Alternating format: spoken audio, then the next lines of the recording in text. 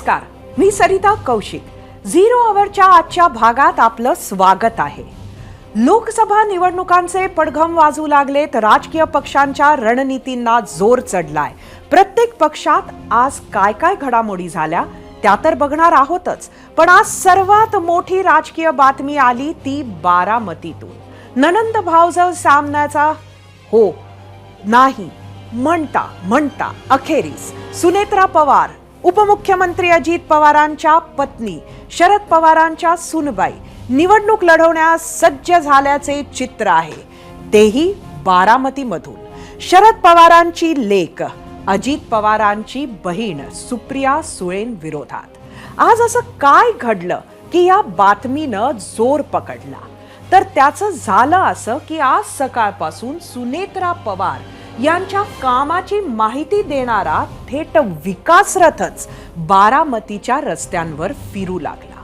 शिवाय कालच सुनेत्रा पवारांनी जिल्ह्यातले एकमेव भाजप आमदार राहुल कुल आणि त्यांच्या पत्नी कांचन कुल यांच्या घरी जाऊन भेट घेतली. महत्वाचं हे की आमदार राहुल कुल यांच्या पत्नी कांचन या गेल्या लोकसभा निवडणुकीत सुप्रिया सुळें विरोधात उभ्या होत्या. एकीकडे सुप्रिया सुळेंनी बारामती सोडणार नाही असे घोषित केलेच असताना आज खुद्द दादाही बारामतीत तळ ठोकून होते.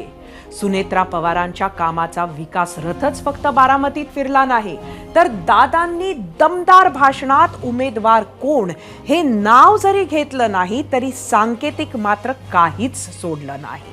बारामतीत राष्ट्रवादीच्या लोकसभेचा अधिकृत उमेदवार सुनेत्रा पवारच असणार यावर त्यामुळे आज शिक्कामोर्तबच झालंय. आता फक्त अधिकृत घोषणा बाकी आहे. त्यामुळे जे आजपर्यंत कधीच पाहायला मिळालं नाही ते पवार विरुद्ध पवार चित्र यंदाच्या लोकसभा निवडणुकीत या महाराष्ट्राला पाहायला मिळण्याची दाट शक्यता आहे. दरम्यान या सर्व घडामोडींवर शरद पवार गटासोबत असलेले नातू रोहित पवारांनीही सूचक वक्तव्य करताना भाजपवर टीका केली आहे. पाहूयात. आता विरोधात खासदार देण्याची जबाबदारी ही भाजपने मुद्दामून अजितदादांवर टाकलेली आहे. जे आजपर्यंत भाजपला जमलं नाही ते दुर्दैवाने आता भाजप कुटुंब आणि पार्टी फोडल्यानंतर करत आहे, ते म्हणजे पवार विरुद्ध पवार. जेव्हा अधिकृत पद्धतीने उमेदवारी दिली जाईल याच्यानंतरच आपल्याला काहीतरी बोलावं लागेल आणि ती उमेदवारी दिल्यानंतर मग त्याचं काय करायचं लोक ठरवतील आणि आदरणीय पवार साहेब ठरवतील. बारामतीच्या याच राजकीय विषयावर आम्ही तुम्हाला प्रश्न विचारला होता. तो प्रश्न पाहण्यासाठी जाऊया आपल्या पोल सेंटरवर. आजचा आपला पहिला प्रश्न सांगते, महायुतीकडून सुनेत्रा पवारांना बारामतीतून लोकसभेची उमेदवारी दिली तर त्या जिंकून येतील असं वाटतं का? तुम्हाला सांगायचं होतं होय किंवा नाही.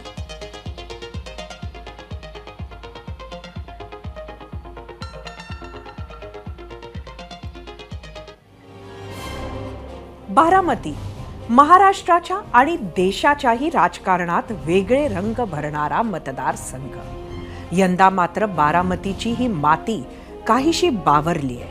बारामतीतले मतदार बुचकळ्यात पडलेत, कारण ज्या मातीनं फक्त पवारांच्या माथी विजयाचा गुलाल लावला, ज्या बारामतीकरांनी फक्त पवारांच्या गळ्यात विजयाचे हार घातले, त्याच पवार घराण्यात पहिल्यांदाच सर्वात मोठी राजकीय फूट पडली आहे. सुप्रिया सुळे आणि अजित पवार नात्यानं बहीण भाऊ. आतापर्यंतच्या राजकीय प्रवासात म्हणाल तर एकमेकांची ढाल. मात्र आता याच ताई आणि भावानं एकमेकांविरोधात राजकीय तलवारी उगारल्या आहेत. ज्या मैदानात दादा सुप्रिया सुळेंच्या प्रचारासाठी उतरायचे, ज्या मैदानात दादांनी ताईंच्या विजयासाठी जीवाचं रान केलं, आज त्याच मैदानात सुप्रिया सुळे विरुद्ध अजित पवार व्हाया सुनेत्रा पवार असा वाद कसा उभा राहिलाय या स्पेशल रिपोर्टमधून बघूयात.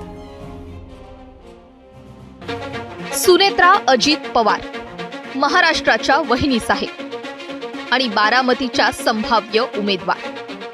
आता हे आम्ही नाही म्हणत, तर त्याचीच प्रचिती देणारा हा विकास रथ.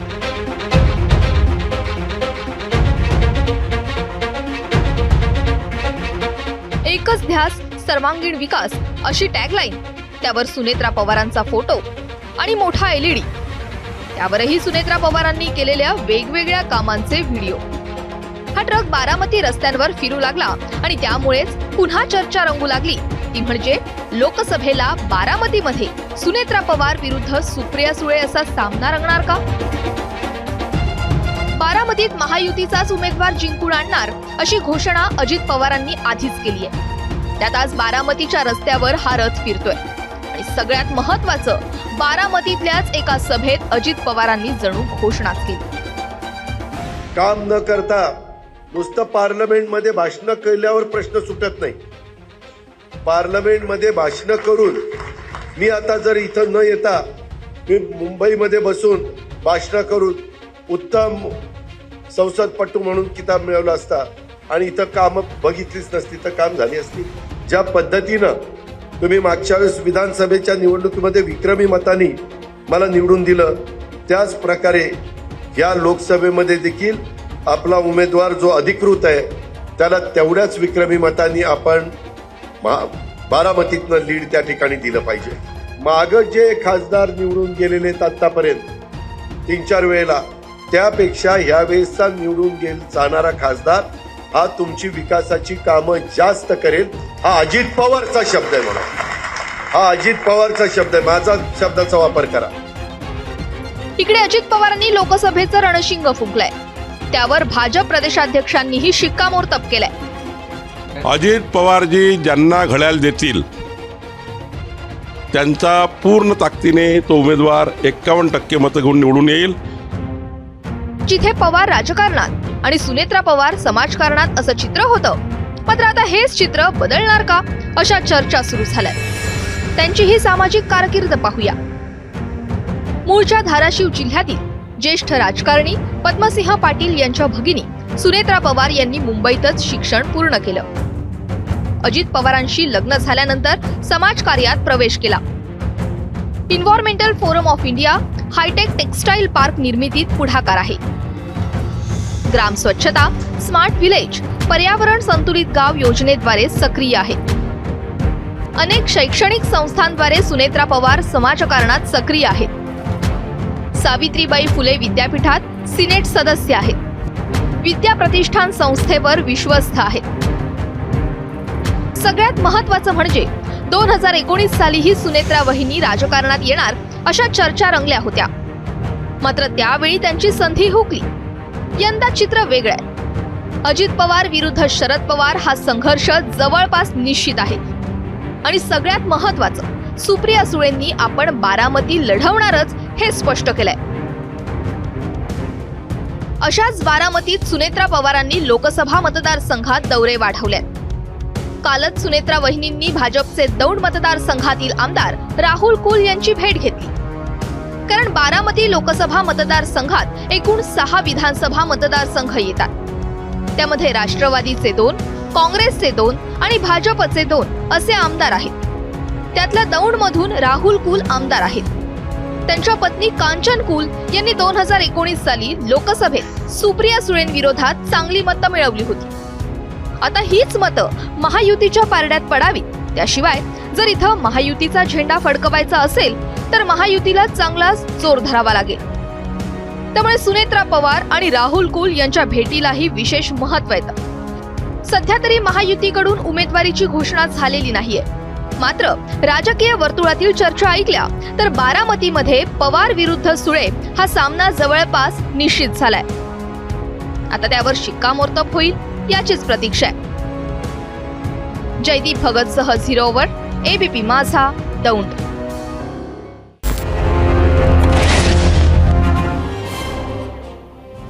लोकसभा ही सर्वच पक्षांच्या निशाण्यावर आहे.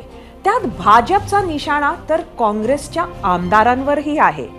अशोक चव्हाणांच्या पलीकडे अजून इतर नेते मंडळींना भाजपची भुरळ पडू नये म्हणून काँग्रेसची खास टॉप 300ची 2 दिवसीय बैठक लोणावळ्यात सुरू झाली. यावेळी पक्षाध्यक्ष मल्लिकार्जुन खरगेंनी व्हिडिओ कॉन्फरन्सिंगद्वारे उपस्थित नेते कार्यकर्त्यांशी संवाद साधला. खरगेंनी सर्वांना एकत्र येऊन लोकसभा लढवण्याचं आवाहन केलं. तसंच घरोघरी गेलो नाही तर निवडणुका जिंकू शकणार नाही असा इशाराही दिला. याशिवाय पंतप्रधान नरेंद्र मोदी सातत्यानं खोटं बोलत असल्याचाही आरोप केला. याशिवाय शेतकऱ्यांसोबत राहण्याचाही ठराव पास करण्यात आला. तर तिकडे कोल्हापूरमध्ये शिवसेनेचं महाअधिवेशन बंदिस्त सभागृहात पार पडतंय. मुख्यमंत्री एकनाथ शिंदे यांच्या हस्ते दीप प्रज्वलनानंतर 6 ठराव उपस्थित पदाधिकाऱ्यांनी एकमतानं संमत केले. यामध्ये श्रीराम मंदिर उभारल्याबद्दल पंतप्रधान नरेंद्र मोदी यांचे अभिनंदन, अमित शहांनी काश्मीरबाबत 370 कलम रद्द संदर्भात घेतलेल्या निर्णयाबद्दल अभिनंदन, एकनाथ शिंदेंनी मुख्यमंत्री झाल्यानंतर योजना सर्वसामान्य घटकापर्यंत पोहोचवल्याबद्दल अभिनंदन, तसंच लोकसभेची निवडणूक महायुतीच्या माध्यमातून लढून राज्यात मिशन 48 यशस्वी करण्याचाही ठराव पास करण्यात आला. उद्या संध्याकाळी मुख्यमंत्री एकनाथ शिंदेंच्या जाहीर सभेनंतर महाअधिवेशनाची सांगता होणार आहे. महाविकास आघाडीतली एक महत्वाची बातमी म्हणजे राष्ट्रवादी काँग्रेस पक्ष शरदचंद्र पवार आणि शिवसेना उद्धव बाळासाहेब ठाकरे पक्षात लोकसभेच्या 2 जागांचा तिढा सुटल्याची माहिती आहे.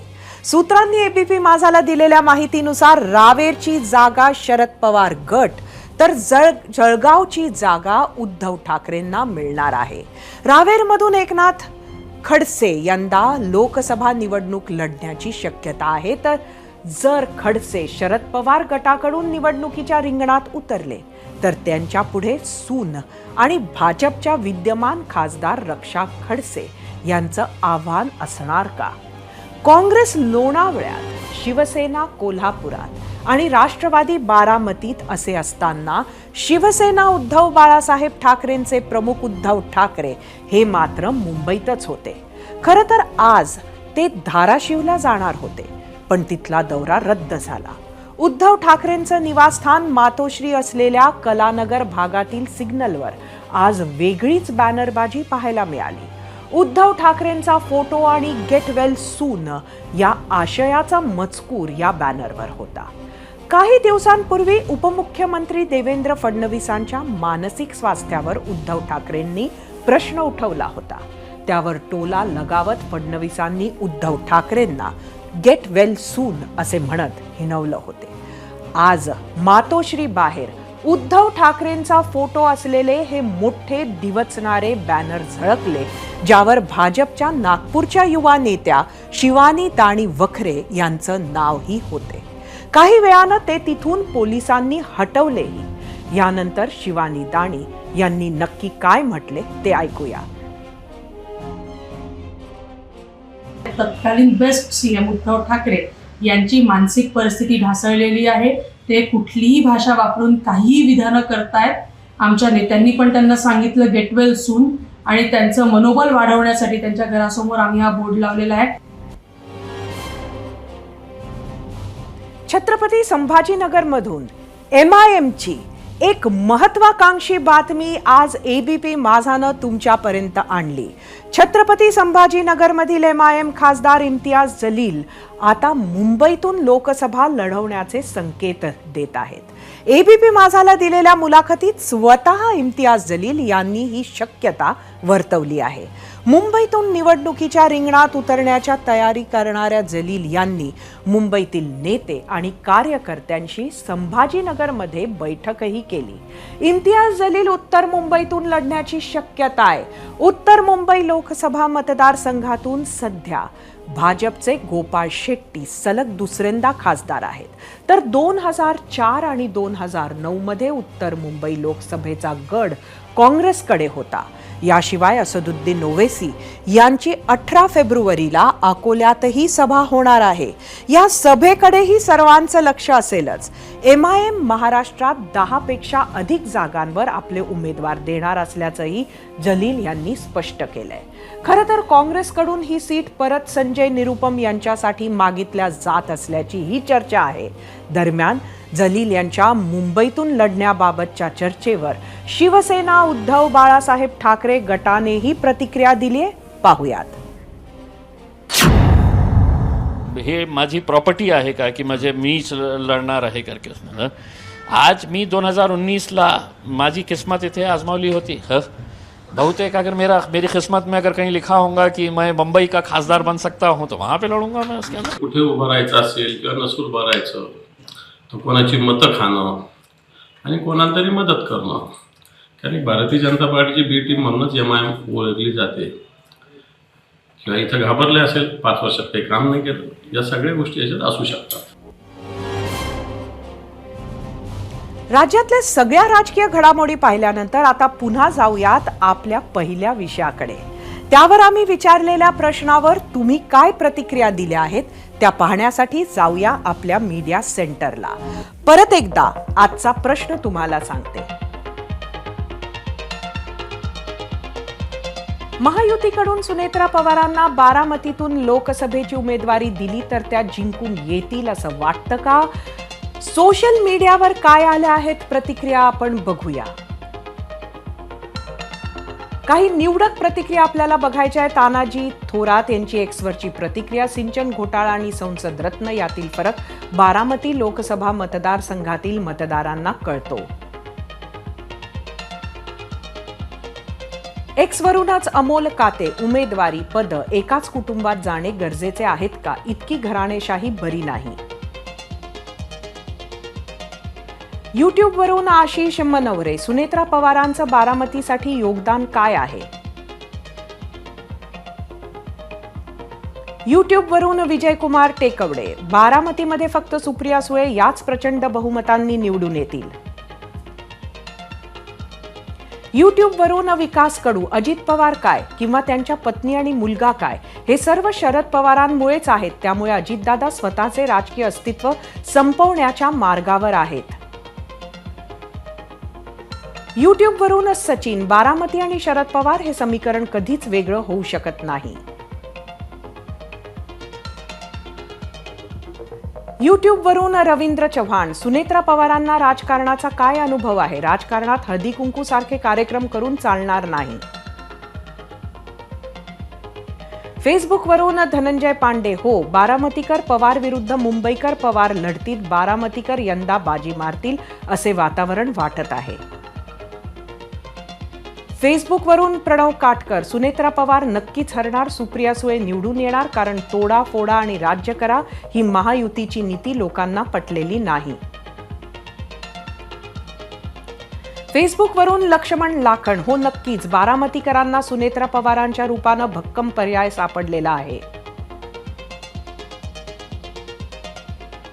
इंस्टाग्रामवरून प्रतीक महाडिक कर्तृत्व बघून बारामतीकरांनी योग्य उमेदवार निवडावा. इंस्टाग्रामवरून योगेश पाटील लोकसभेत जनतेचे प्रश्न मांडणारा खासदार चालतो त्यासाठी सुप्रिया सुळे योग्य आहेत.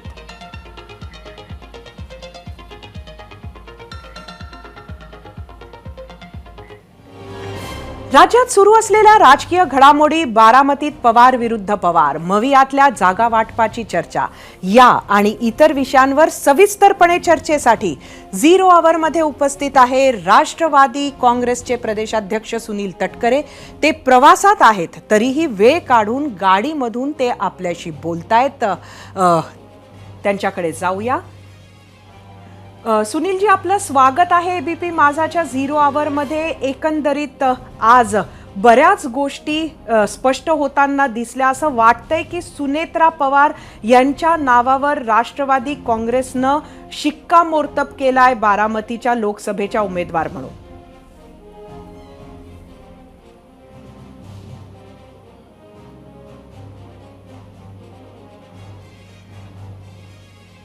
एक असं आहे की आमचे राष्ट्रीय अध्यक्ष राज्याचे उपमुख्यमंत्री आज त्यांच्या होम टाउन मध्ये आहेत त्यांनी कार्यकर्त्यांचे त्यांचे मेळावे त्या ठिकाणी केलेले आहेत. शेवटी मी त्यांचं मनोगत काय ऐकलेलं नाही, पण कार्यकर्त्यांची प्रचंड प्रमाणावरची भावना आहे. किंवा बारामतीकरांची नव्हेच तर बारामती लोकसभा मतदारसंघामध्ये इंदापूर, दौंड, सासवड, खडकवासला, भोर या सगळ्या 6 विधानसभा मतदारसंघ येतात आणि सर्वकडच्या कार्यकर्त्यांची मोठ्या प्रमाणात भावना आहेत की ज्या सुनेत्रा वहिनी गेल्या अनेक वर्ष समाजाचे काम करत आल्या त्या वहिनींना यावेळेला लोकसभेची उमेदवारी महायुतीच्या माध्यमातून मिळावी. सुनीलजी, आपण सुनेत्रा वहिनींना अनेक वर्षांपासून ओळखतात. काय सांगाल, एक राजकीय उमेदवार म्हणून आपण त्यांच्याकडे कसे बघता? एक असं आहे की गेली अनेक वर्ष केवळ दादांच्या सहचारणी म्हणून नव्हेच तर बारामतीमध्ये त्या सून म्हणून आल्यापासून त्यांनी गेल्या अनेक वर्षामध्ये सर्वच कार्य, शैक्षणिक कार्य असेल, सामाजिक कार्य असेल, बारामती टेक्सटाईल असेल, बारामती क्लब असेल, विद्या प्रतिष्ठान असेल, यामधला बहिणींचा सहभाग खूप मोठ्या प्रमाणावरती त्या ठिकाणी त्यानिमित्ताने राहिला.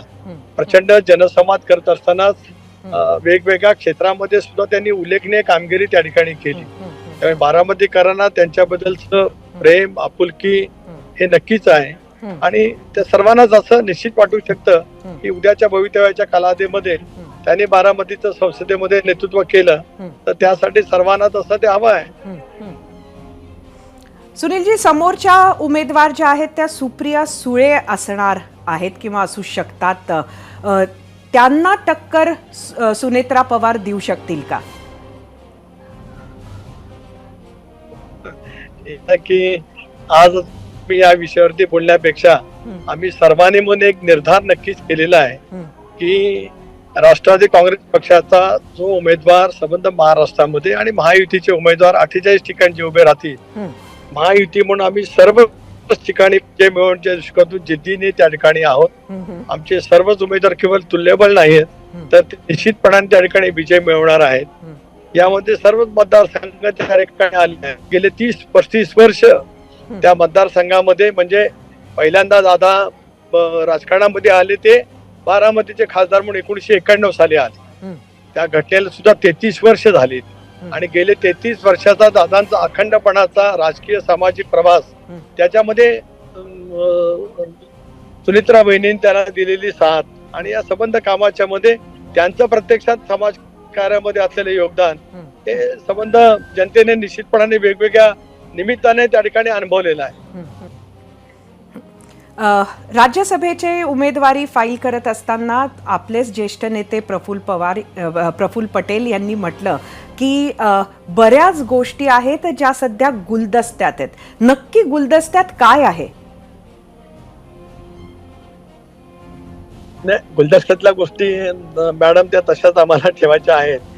एक बाब नक्की आहे की आता आज जवळपास निवडणूक बिनविरोध झाल्यासारखे, पण अधिकृत निवडणूक आयोग ज्यावेळेला जाहीर करील, कारण अर्ज मागे घेण्याचा दिवस असतो, प्रक्रिया असते, त्याच्यानंतर ते आताच्या टर्मचा राजीनामा देतील, त्याच्यानंतर जी पोटनिवडणूक त्यावेळेला घडामोडी झालेला आपल्याला पाहायला, कारण लोकसभेच्या निवडणुकीच्या नंतर सुद्धा किंवा त्या आधी खूप महाराष्ट्रामध्ये राजकीय घडामोडी आहेत.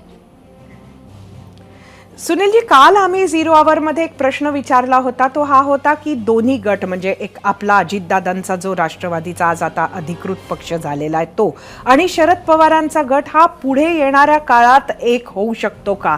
अशीच काही गोष्ट गुलदस्त्यात आहे का? एक बाब स्पष्ट आहे की या संदर्भामध्ये आम्ही जी काय भूमिका आज एनडीए मध्ये सहभागी होण्याची घेतलेली आहे तो अतिशय दूरगामी विचार करत जाणीवपूर्वक लोकशाहीच्या माध्यमातून बहुमताने आम्ही तो निर्णय त्या ठिकाणी घेतलेला आहे. त्यामुळे आमच्या निर्णयापासून आम्ही तसुभर त्या ठिकाणी मागे येणार नाही आहोत. आता आमच्या निर्णयावरती निवडणूक आयोगाने, विधानसभा अध्यक्षांनी शिक्कामोर्तब केलेला असल्यामुळे ज्यांना आमच्या सोबत येऊन काम करण्याची इच्छा आहे त्यांचं सर्वांचं स्वागत नक्कीच त्या ठिकाणी आहे. आजच जितेंद्र आव्हाड यांनी पत्रकारांशी बोलताना असं म्हटलंय, आरोप केलाय प्रफुल्ल पटेलांवर की त्यांनी अनेक वेळेला शरद पवारांना खोटी माहिती दिली आणि त्याचे पुरावे सुद्धा आहेत असं त्यांनी म्हटलंय. त्याचबरोबर प्रफुल्ल पटेल रस्त्यावरच्या आंदोलनांमध्ये कधीच उतरले नाही, हा सुद्धा त्यांचा एक आरोप आहे.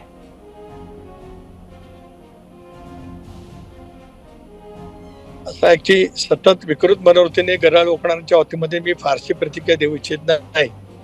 पण ते म्हणतायत तर का त्याची वस्तुस्थिती खरी असेल तर गेली 6 दशकं देशाच्या आणि राज्याच्या राजकारणामध्ये महत्वपूर्ण भूमिका ज्या नेतृत्वाने केली आदरणीय श्रद्धेय पवार साहेबांनी, त्यांना हे काहीच कळलं नाही असं जर काही जितेंद्र आव्हाड म्हणत असतील तर त्यांच्या वक्तव्याची मला कीव येते. कारण याचा अर्थ असा आहे की शरद पवार साहेबांना हे सारं काही कळलं नाही की कळून काय झालं नाही. तर त्यांना जर काय म्हणायचं असेल तर त्याच्यासारखं दुसरं दुर्दैव कुठलं असू शकत नाही. कारण ही व्यक्ती जी का आहे, जी का आता गरळ ओकतायत, त्यांना फक्त गरळ ओकण्याखेरीज दुसरं काय माहितीच नाही. त्याच्यामुळे ते तशा वेळीचं बोलतायत. पण ते बोलताना ज्यांच्यावरती श्रद्धा आहे असं ते वारंवार सांगतात, त्यांच्यावरती सुद्धा कळत न कळत टीका केल्यासारखं दिसतंय. मला त्याच्यापेक्षा अधिक त्या बाबतीमध्ये काय भाष्य करायचं नाही आहे.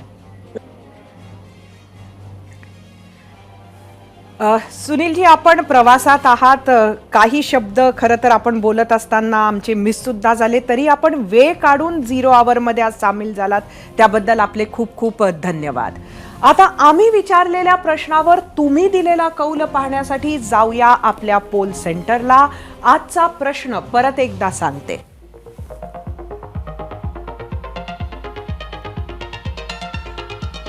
महायुतीकडून सुनेत्रा पवारांना बारामतीतून लोकसभेची उमेदवारी दिली तर त्या जिंकून येतील असं वाटतं का?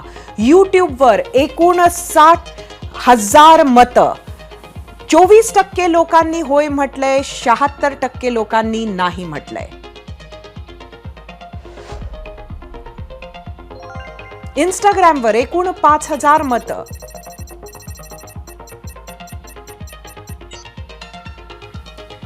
46% लोकांनी होय म्हटलंय, 54% नाही. बघूया कौल फेसबुकचा. 3,000 मतं,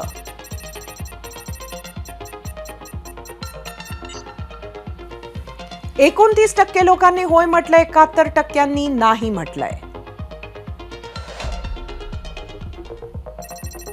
एक्सवर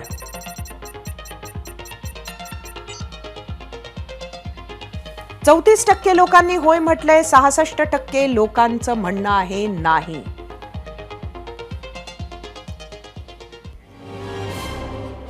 जशी लोकसभा निवडणुकीची वेळ जवळ येत आहे तसा राज्यातील राजकीय घडामोडींना वेग येत आहे. त्यातल्या काही अतिशय महत्त्वाच्या घटनांवर आज आपण 0 आवरमध्ये नजर टाकली. उत्तर प्रदेश खालोखाल लोकसभेच्या जागा असल्यानं देशाच्या सत्ताकारणात महाराष्ट्राचं मोठं महत्त्व आहे. गेल्या वेळी राज्यातील 48 जागांपैकी भाजपच्या 23, शिवसेनेच्या 18 आणि अपक्ष लढलेल्या नवनीत राणाची 1 अशा 42 जागा निवडून आल्या होत्या. तर 4 जागा राष्ट्रवादी, 1 जागा काँग्रेस तर 1 जागा MIMला मिळाली होती. या लोकसभा निवडणुकीत एक जागेसाठी रस्सीखेच होणारच आहे. प्रत्येक जागा जिंकण्यासाठीच्या गणितांचा बारकाईनं अभ्यास सुरू आहे. या नियोजनात अर्थातच भाजप आघाडीवर आहे, कारण त्यांना मिशन 45 पूर्ण करायचं आहे. ते साध्य झालं नाही तर किमान गेल्या वेळेपेक्षा एकही जागा कमी येणार नाही अशी रणनीती आखली जात आहे. युतीमध्ये जिंकलेल्या 42 जागा तरी कायम राखण्याचं आव्हान भाजप समोर आहे. त्यासाठी साम दाम दंड भेद सगळे मार्ग वापरले जातील यात शंका नाही. येत्या काही काळात आणखी पक्षप्रवेश झाले तर कुणालाही नवल वाटणार नाही. फक्त मोदींच्या नावावर मतं मिळतील अशा आशेवर अवलंबून न राहता मोदींची जादू चालणारच आहे या भ्रमात न राहता भाजपनं मेहनत सुरूच ठेवली आहे. बूथ लेव्हल नियोजन आणखी घट्ट केलं आहे. महाविकास आघाडी करून कोणतं आव्हान उभं केलं जाऊ शकतं ते अँटिसिपेट करून काम करणं सुरू आहे. त्यांना एकनाथ शिंदे आणि अजित पवारांची साथ मिळत आहे. पण तरीही आजचे अनेक ओपिनियन पोल्स हे महाराष्ट्रात महाविकास आघाडीलाच सध्या तरी बहुमत दाखवत आहेत. सहानुभूती, वय, वडिलांची पुण्याई, दशकांचा अनुभव अशा अनेक बाबतीत महाविकास आघाडी ही उजवी आहे. त्यामुळे महायुतीला यश येतं की मोदींचा वारू महाराष्ट्रात रोखण्याचं तसं अशक्यप्राय वाटणारं काम मवियाचे नेते करतात, ते पाहणं रंजक ठरणार आहे. आता बातमी मराठा आरक्षणासंदर्भातली. आज मराठा समाजासाठी आणखी एक महत्त्वाचा दिवस ठरलाय. आजची सकाळ मराठा समाजासाठी आनंदाची बातमी घेऊन आली आहे. कारण राज्य मागास आयोगानं तयार केलेला अहवाल आज मुख्यमंत्र्यांकडे सोपवण्यात आलाय. निवृत्त न्यायमूर्ती सुनील शुक्रे यांच्या अध्यक्षतेखाली राज्य मागासवर्गीय आयोगानं अवघ्या 11 दिवसांमध्ये युद्ध पातळीवर काम करत हा अहवाल तयार केला. हाच अहवाल मंत्रिमंडळाच्या बैठकीत मांडला जाईल. त्यात काय काय बाबींचा समावेश केला आहे हे पाहणार आहोतच. मात्र त्यातले अतिशय महत्त्वाचे मुद्दे सांगते.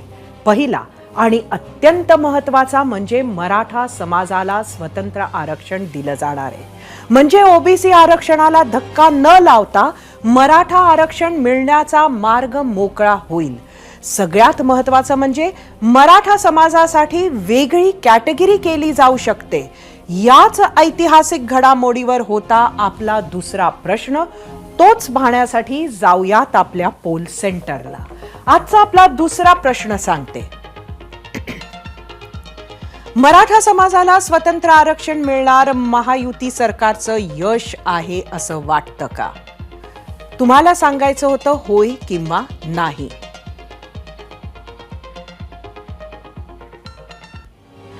महाराष्ट्रातील तमाम मराठा समाजाला आरक्षण देण्यासाठी सरकार कटिबद्ध असल्याचं मुख्यमंत्री एकनाथ शिंदे म्हणाले. आज जेव्हा त्यांनी मागास आयोगाचा अहवाल स्वीकारला त्यावेळी मुख्यमंत्री एकनाथ शिंदे नेमकं काय म्हणालेत आणि त्यानंतर भाजप प्रदेशाध्यक्ष चंद्रशेखर बावनकुळे आणि उपमुख्यमंत्री अजित पवारांनी सुद्धा काय प्रतिक्रिया दिली पाहूयात. आम्हाला शासनाला विश्वास आहे की मराठा समाजाला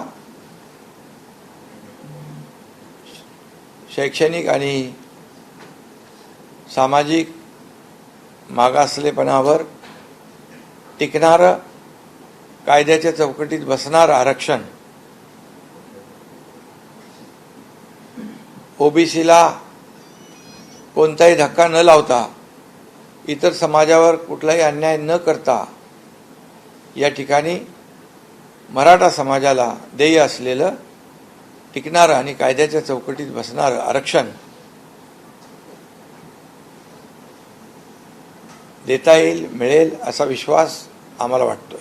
माननीय देवेंद्रजींनी हे आरक्षण दिलं होतं आणि आतासुद्धा जे 20 तारखेला विशेष अधिवेशन आहे त्यामध्ये सुद्धा सर्व पक्षाचे आमदार विधिमंडळ बहुमताने, एकमताने विधानसभा आणि विधान परिषदेमध्ये माननीय मुख्यमंत्री जो कायदा आणतील, जे सरकार कायदा आणेल त्या कायद्याला पूर्ण पाठिंबा आमचा राहील. पण 0.01% ओबीसीचं आरक्षण कमी होणार नाही, ही आमची भूमिका राहील. ही भूमिका आहे आणि मराठा समाजाला स्वतंत्र आरक्षण द्यावं ही भूमिका आहे. मागे पहिल्यांदा दिलं होतं ते टिकलं नाही, दुसऱ्यांदा दिलं टिकलं नाही, म्हणून ते मागास आयोगाने कालच अहवाल नाही, आज सकाळी मला मुख्यमंत्र्यांचा फोन आला होता, पण म्हणलं आज आता मी मेळावा वगैरे घेतलेला आहे, पुन्हा बातम्या वेगळ्याच चालतात, दादा निघून गेले, दादा नॉट रिचेबल. तर म्हणलं साहेब नुसता तो अहवाल तुम्हाला ते सादर करणार आहेत मागास आयोग, तर तेवढा तुम्ही घ्या आणि नंतर आम्ही आल्यानंतर आपण चर्चा करून बाकीचे जे काही कुठल्याही समाजाला नाराज न करता आपल्याला सगळ्यांना घेऊन पुढे जायचंय. सत्ताधाऱ्यांनी एक सुरात आयोगाच्या अहवालाचं स्वागत केलंय. म्हणायला मंत्री आणि ज्येष्ठ ओबीसी नेते छगन भुजबळांनी नाराजी व्यक्त केली आहे, तीही आपण पाहणार आहोतच. मात्र त्याआधी आज सादर झालेल्या अहवालात नेमकं काय काय नोंदी असू शकतात पाहूयात त्याविषयीचा स्पेशल रिपोर्ट. ज्याची प्रतीक्षा अवघ्या मराठा समाजाला होती, ज्याची प्रतीक्षा अवघ्या महाराष्ट्राला होती तोच हा क्षण. आज सकाळी सकाळी विधिमंडळात हालचाली वाढल्या. मुख्यमंत्र्यांसह उपमुख्यमंत्रीही पोहोचले आणि निवृत्त न्यायमूर्ती सुनील शुक्रेही पोहोचले आणि त्यांच्या अध्यक्षतेखाली असलेल्या राज्य मागासवर्गीय आयोगानं मराठा आरक्षणासाठी सर्वात महत्त्वाचा असा अहवाल सरकारकडे सोपवला.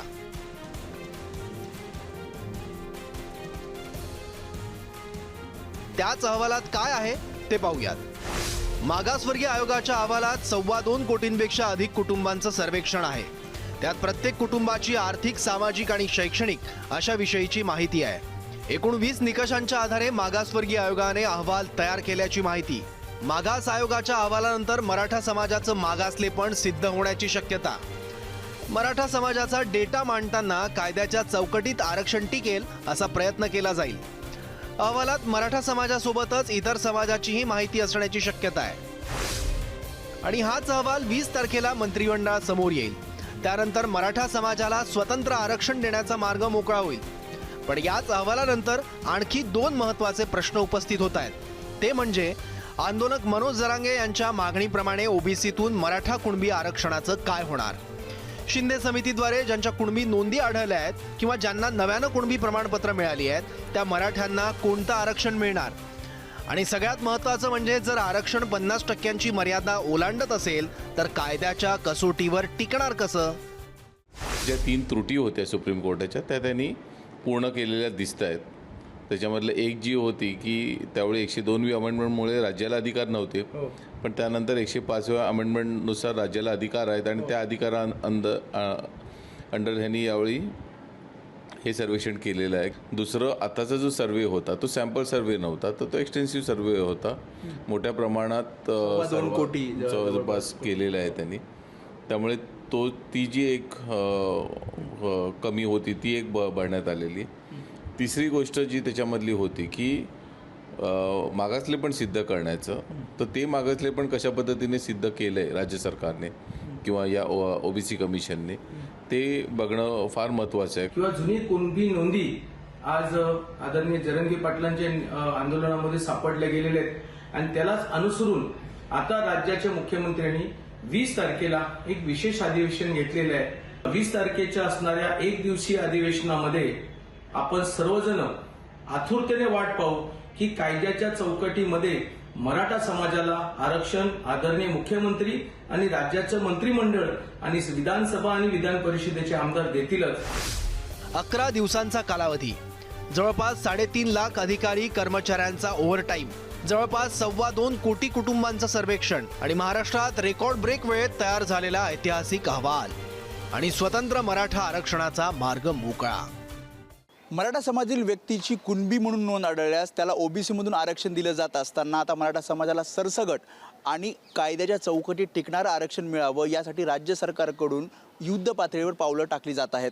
आणि यामध्येच राज्य मागासवर्गीय आयोगाचा अहवाल राज्य सरकारला प्राप्त झाला आहे. त्यामुळे आता या इथून पुढे पावलं टाकत असताना राज्य सरकारला ती काळजीपूर्वक टाकावी लागणार आहेत आणि मागील त्रुटींचा विचार करावा लागणार आहे.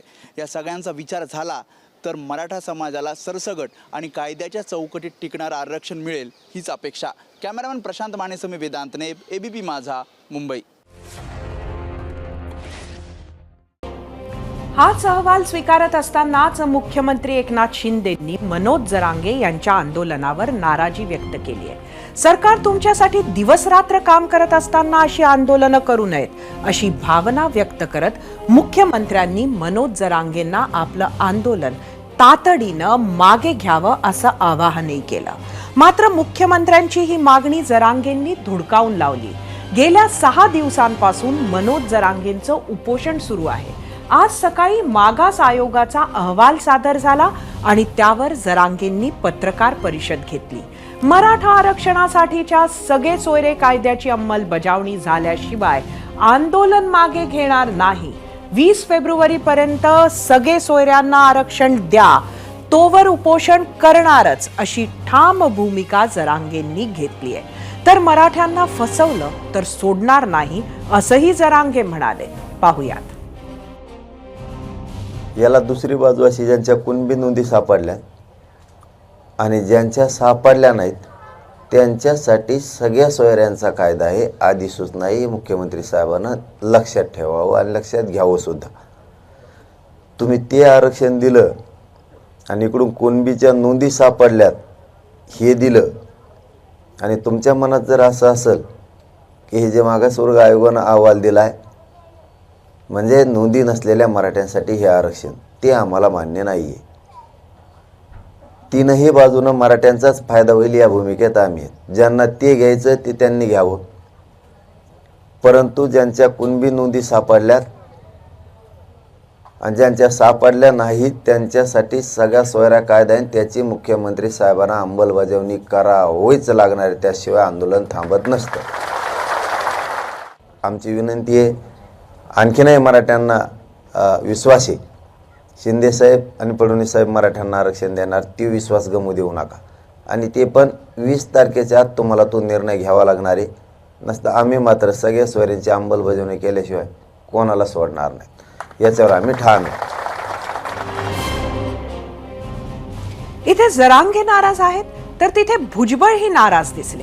राज्य मागासवर्ग आयोगाच्या अहवालावर 20 फेब्रुवारीला विशेष अधिवेशनात चर्चा होणार आहे.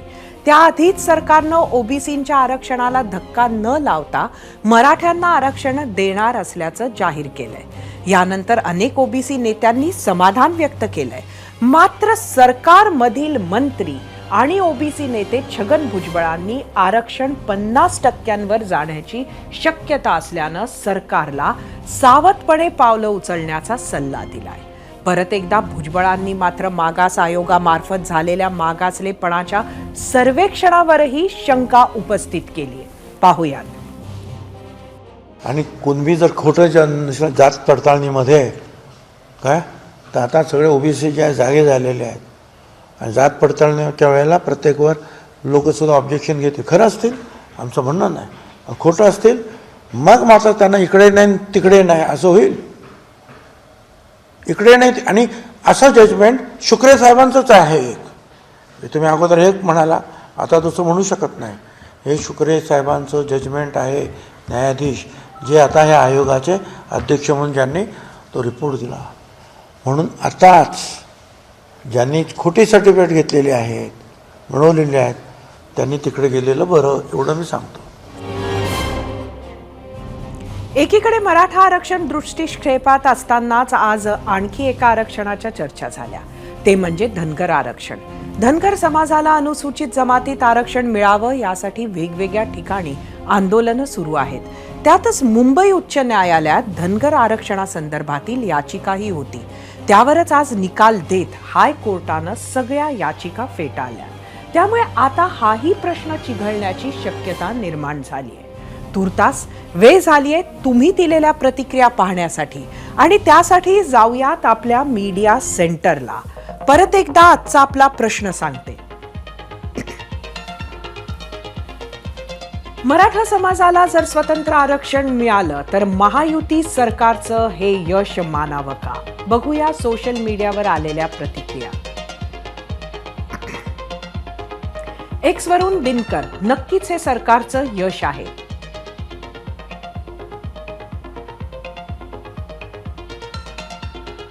एक्स वरूनच द्वारकाधीश, 50% वर आरक्षण म्हणजे खुल्या वर्गावर अन्याय. राजकीय आरक्षण मिळणार नाही, हे आरक्षण कोर्टात टिकणार नाही. मराठ्यांना ओबीसी मध्येच आरक्षण द्यावे. युट्यूबवरून सुजाता काठोळे, मतांसाठी निवडणुकीच्या तोंडावर आरक्षणाचा निर्णय घेतला आहे. युट्यूबवरून दत्ता सोळुंके, आरक्षण ओबीसी मधूनच मिळालं पाहिजे. युट्यूबवरून अनिल, मनोज जरांगे पाटील यांचं यश आहे, नाहीतर हे राजकीय लोक सत्तेत येऊन कधीच मराठा आरक्षणावर बोलले नाहीत. फेसबुकवरून भूपेंद्र खोब्रागडे, 50%च्या मर्यादाबाहेर मराठा आरक्षण दिलं तर आधीसारखं सुप्रीम कोर्टातून पुन्हा आरक्षण रद्द होईल. सरकार मराठा समाजाची पुन्हा फसवणूक करत आहे. फेसबुकवरूनच राजेश फुके, कुणबी नोंद असणाऱ्यांना आणि त्यांच्या सगळे सोयऱ्यांना कुणबी प्रमाणपत्र दिले तरच मराठा समाजाला न्याय मिळू शकतो. फेसबुकवरून महेश शेळके, सरकार वेळ मारून नेण्यासाठी प्रयत्न करत आहे.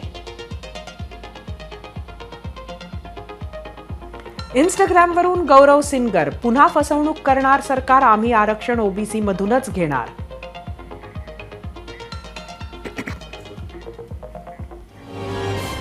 महाराष्ट्राच्या प्रतिक्रिया पाहिल्यानंतर आता राज्यसभा निवडणुकीची बातमी. आज महाराष्ट्रातील 6 जागांसाठीची राज्यसभा बिनविरोध करण्यात यश आलंय. राज्यसभेसाठी अपक्ष उमेदवार विश्वास जगताप यांनी अर्ज भरला होता. हा अर्ज बाद करण्यात आलाय. त्यामुळे 6ही उमेदवार बिनविरोध निवडून आलेत. भाजपचे अशोक चव्हाण, मेधा कुलकर्णी, अजित गोपछडे, शिवसेनेचे मिलिंद देवरा, राष्ट्रवादीचे प्रफुल्ल पटेल, काँग्रेसचे चंद्रकांत हांडोरेंची बिनविरोध निवड झाली आहे. त्यामुळे राज्यसभा निवडणुकीतला घोडेबाजार टळलाय. मराठा आरक्षणासाठी अत्यंत महत्त्वाचा दिवस होता. त्याच मराठा आरक्षणासंदर्भात 20 फेब्रुवारीला म्हणजेच येत्या मंगळवारी अत्यंत मोठा निर्णयही होण्याची शक्यता आहे. त्यावरच होता आपला आजचा दुसरा प्रश्न. त्यावर महाराष्ट्रातून लक्षणीय प्रतिसाद आलाय. तोच पाहण्यासाठी आपण जाऊयात आपल्या पोल सेंटरला आणि पाहूयात पोल रिझल्ट. आजचा आपला प्रश्न, मराठा समाजाला स्वतंत्र आरक्षण मिळणार, महायुती सरकारचं हे यश आहे असं वाटतं का? यूट्यूबवर 23,000 मतं. 31% लोकांनी होय म्हटलंय तर एकूण 70% लोकांनी नाही. इंस्टाग्रामवर एकूण 4,000 मतं. 50% लोकांनी होय आणि नाही. कौल फेसबुकचा 1,500 मतं.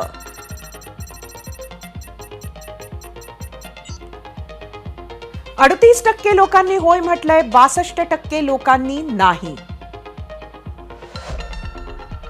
एक्सवर बघूया.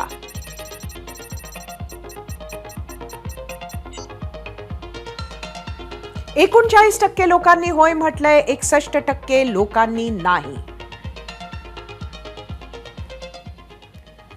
2018 साली म्हणजे साधारण 5 वर्षांपूर्वी तत्कालीन फडणवीस सरकारनं मराठा आरक्षणाची घोषणा केली होती. ओबीसींच्या आरक्षणाला धक्का न लावता एससीबीसी कोटा निर्माण करून हे आरक्षण देण्यात आलं होतं. त्यावेळी तो मोठा मास्टर स्ट्रोक मानला गेला होता. जे काम भल्या भल्या मोठ्या मानल्या जाणाऱ्या नेत्यांनाही जमलं नाही ते फडणवीस सरकारनं करून दाखवलं होतं. पुढे साधारण 3 वर्षानंतर मविया सरकारच्या काळात सर्वोच्च न्यायालयानं ते आरक्षण रद्द केलं. त्यावरून आरोप प्रत्यारोपही होत असतात. तेव्हापासून साधारण 2-3 वर्ष म्हणजे गेल्या वर्षी जालन्यात पोलीस लाठीचार्जचा व्हिडिओ बाहेर येईपर्यंत हा मुद्दा तसा मागेच पडला होता. मनोज जरांगेंच्या उपोषणाला मराठा समाजानं दिलेल्या प्रतिसादामुळे गतिमान सरकारला वेगवान हालचाली कराव्या लागल्या. शिंदे फडणवीस पवार सरकारनं मराठा समाजाच्या भावना लक्षात घेत ओबीसी समाज नाराज होणार नाही असा तोडगा काढल्याचं आज तरी सांगितलं जात आहे. याने खरंच मराठा आरक्षणाचा मुद्दा निकाली निघालाय का? मराठा समाजाचं मागासलेपण सिद्ध करण्याची कठीण कसोटी कशी पार केली आहे? वेगळं आरक्षण दिल्यानं कोटा 50% वर गेला असेल तर ते सर्वोच्च न्यायालयात कसं टिकणार? जरांगेंचा सगळे सोयऱ्याचा आग्रह पूर्ण झालाय का? तो नसेल तर जरांगेचे समाधान कसं करणार? असे अनेक प्रश्न आत्ता आपल्या समोर आहेत. 20-21 तारखेला त्याची उत्तरं मिळतील अशी अपेक्षा करूया. तोवर एका आरक्षणाकडून दुसऱ्या आरक्षणाकडे, एका आंदोलनाकडून दुसऱ्या आंदोलनाकडे आपली वाटचाल न होता सर्वांगीण प्रगतीकडे, सर्वांच्या उत्थानाकडे, सर्वांचा विकास साधत सर्वांना सोबत घेऊन नव्या सूर्योदयाच्या दिशेनं आपली वाटचाल होत राहील अशी आशा करूयात आणि 0 आवरमध्ये आज इथेच थांबूयात. एबीपी माझा, उघडा डोळे बघा नीट.